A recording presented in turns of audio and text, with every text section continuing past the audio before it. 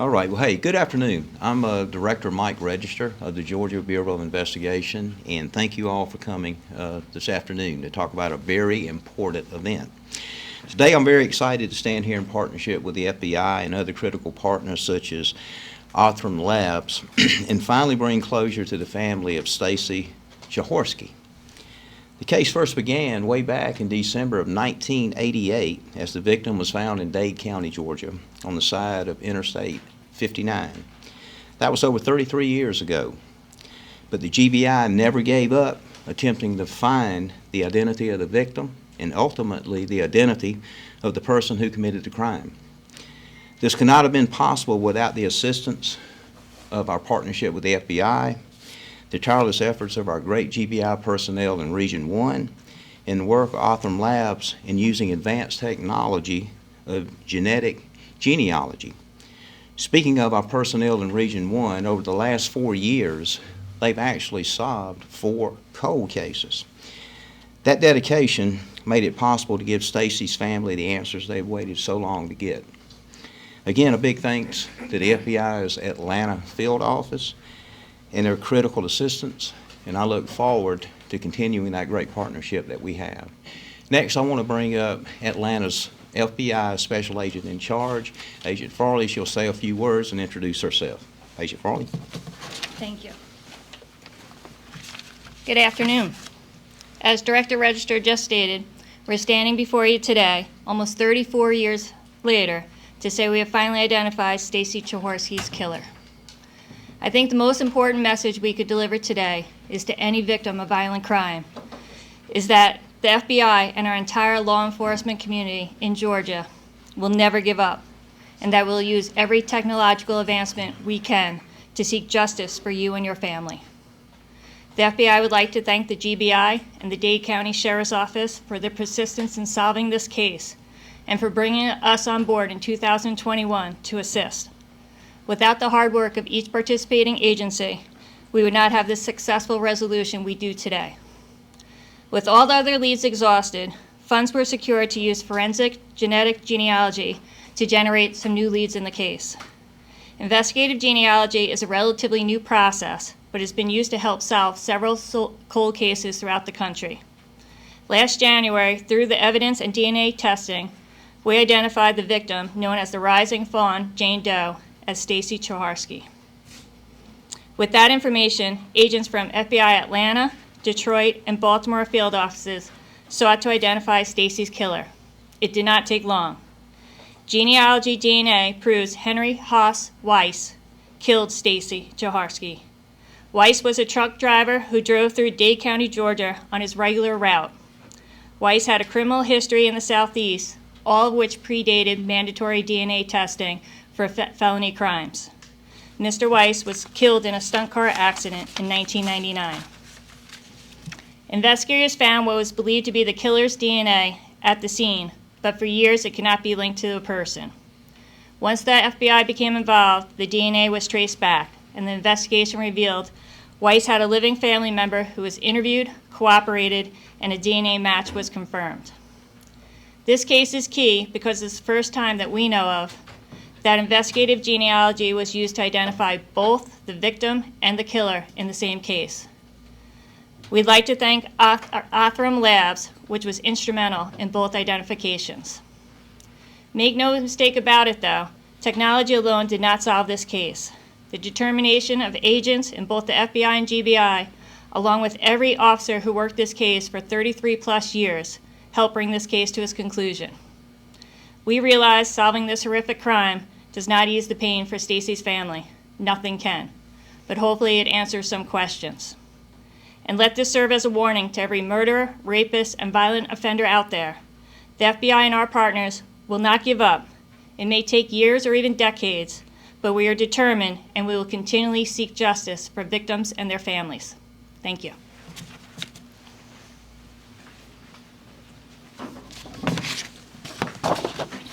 Good afternoon. My name is Joe Montgomery. I'm the Special Agent in charge of the GBI Region 1 Calhoun office. And today I just want to say a few words of thanks from the family. The family couldn't be here today, so they wanted me to thank some of the people that have been involved in this case. First of all, they want to thank the FBI for their hard work and going all over the country and stepping up with this new genealogy DNA and helping us with this case. Special Agent Adam Jones for his relentless pursuit of the case. GBI forensic artist Marla Lawson for her composite work on Stacey's drawing and the clay rendering. We'd also like to thank the Dade County Sheriff's Office, especially Sheriff Ray Cross, for kind of hounding us and trying to find new ways to do this. So my hat's off to him and the people of Dade County who took care of Stacey before we could find out who she was and bring her home. And these are also thanks that I give from Miss Mary Beth Smith, Stacey's mother. We assigned this case back in 2015 to Special Agent Jones, and he had been to a seminar put on by the FBI about the Golden State Strangler, and they talked about genealogy DNA, and that kind of became the driving force behind where we got to where we are today, where we identified Stacey as well as finding her killer, Henry Frederick Weiss, also known as Hoss Weiss. So thank you for all your hard work. I know y'all did a lot, and I really appreciate it, and so does the family. Thank you.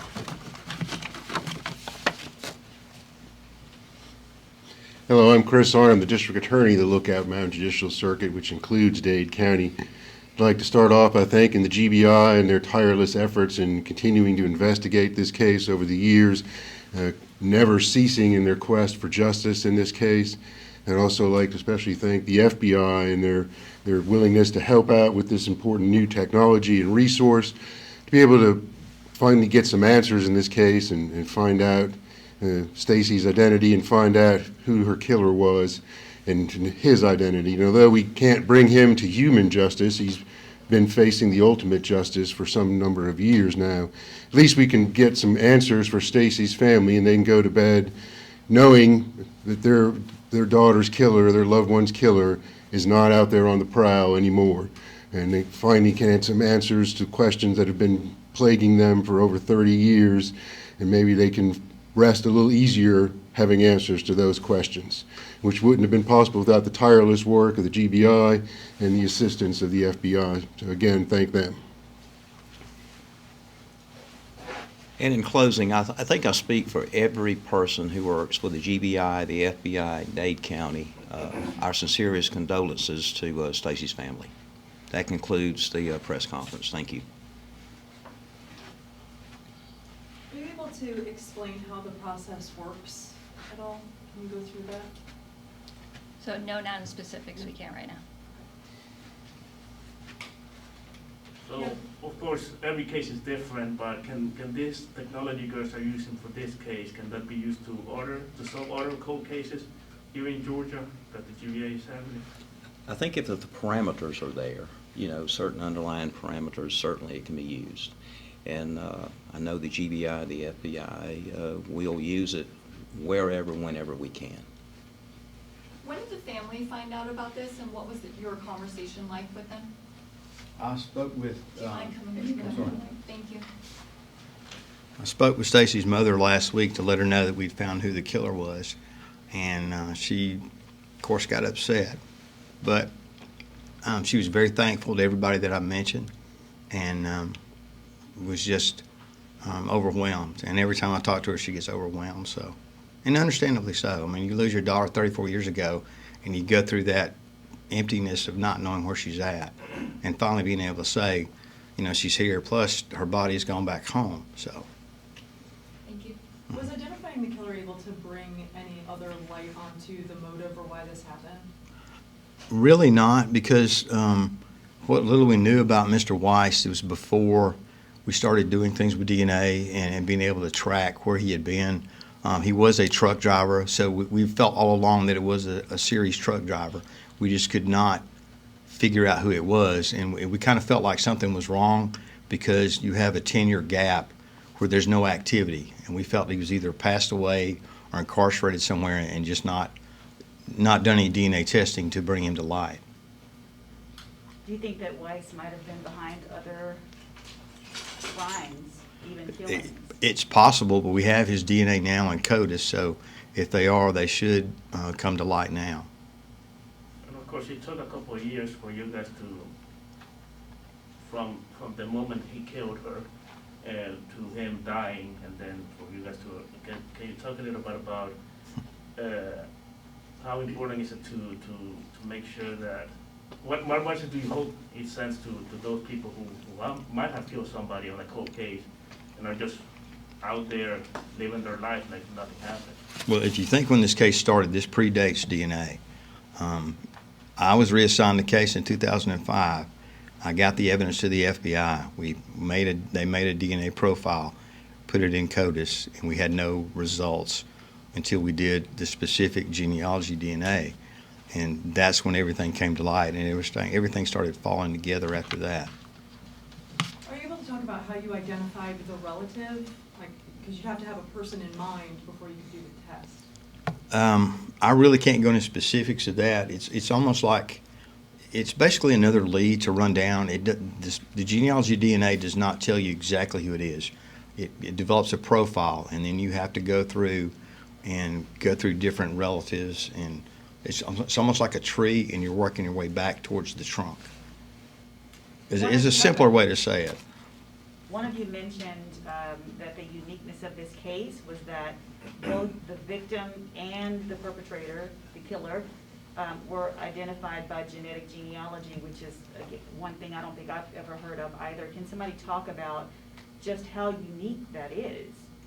Well, it's extremely unique. This is the first time, as SAC Farley said, this is the first time in the country we've ever used this to identify both the victim and the killer. So, I mean, that to me is incredible, because as an agent, you live with these cases. So, Did it feel pretty mind-blowing? What was that like? it was overwhelming. Mr. Register, as someone who leads the GBI now, what makes you hope solving this case that's been open closed for so long, sends to families who have other cases like that's been open 15 years, 20 years, and as long as this case? I think this kind of validates that we're never going to give up. You know, we're here as an advocate for each and every victim, and we're not going to stop until we exhaust every avenue to try to solve a crime. And I think this also is an example that as technology evolves, certainly we are going to use any technology available to help us solve crimes, just like our FBI partners. Can you just confirm how he died? How the perpetrator died? Sure. You take the job. He was killed in a vehicle accident in Myrtle Beach Speedway and burned to death. And you said 1999? 1999, yes, sir. Did Stacey's mother have any particular reaction to learning, as the DA said, you know, he's not going to face human justice, but how did she feel upon learning that this killer is already dead? She was very at peace with it. Like I said, she got very overwhelmed. Every time we talk, she gets overwhelmed, which is understandable. And this was another overwhelming thing for her too, to know that, you know, he's facing justice now. So. Agent, you said you live with these cases. Can you speak to that experience? What's it like to be running this down for so long and trying to get answers? It's tremendous, because sometimes you reassign these cases, and the original case agent had gone, and I picked this case up just as extra work. So when you look at these cases and you realize that, hey, there's something we can do here. So we find out we have enough evidence to make a DNA profile. You send it to the FBI lab to get a profile, and then it just sits and sits and sits, and you have no hits on it where you can go do further investigation. So when this finally comes through, it's just like, wow. I mean, it's literally overwhelming. It is. Director Register, do you know whether or not there is a huge backlog of, I don't know if backlog is the proper terminology, but how many cases might be outstanding that have DNA just waiting on some sort of break out there? I can't give you the answer specifically. I know that we work tirelessly as a bureau to address that. you know, in many ways. I mean, each and every case is very important, and at times we have to prioritize. But we continue to work on that today, tomorrow, and it's a priority. And to sort of piggyback on Joseph's question, could there be a message here not just for killers who think they've gotten away with it, but also for victims and families? You know, I think in this case, it's very tragic what happened, but it's very fulfilling to the men and women who are in law enforcement and had something to do with this case to find not only the identity of the victim, but the person responsible. Because, as I said before, we certainly are the voice of the victim, and we are their advocate. And I'm not going to say it makes the community or the citizens feel safer, but hopefully it makes them understand that we work tirelessly on their behalf to solve every crime that comes our way that we're responsible for solving. One more question? Can you talk a little bit more about the perpetrator? Where was he from? Was he just a regular truck driver who was a contractor, or did he own his own truck? He What worked. did you find out about the He worked for a company called Western Carolina Trucking. He was also a stunt driver as well, so he had two different jobs. And he probably lived he lived sometimes in the Carolinas and sometimes in Florida. He has family in Georgia. But that route that he would take from that trucking company would have put him through Chattanooga, Nashville, and Birmingham, which would have been the direct route to where Stacey was found. On the direct route to where she was from? Yes, ma'am. And it was a route that he traveled frequently? Yes, ma'am. Oh, okay. Is his family in that area? I'm not sure if his family is or not, but that would have been where his trucking route would have been, to Birmingham. Thank you.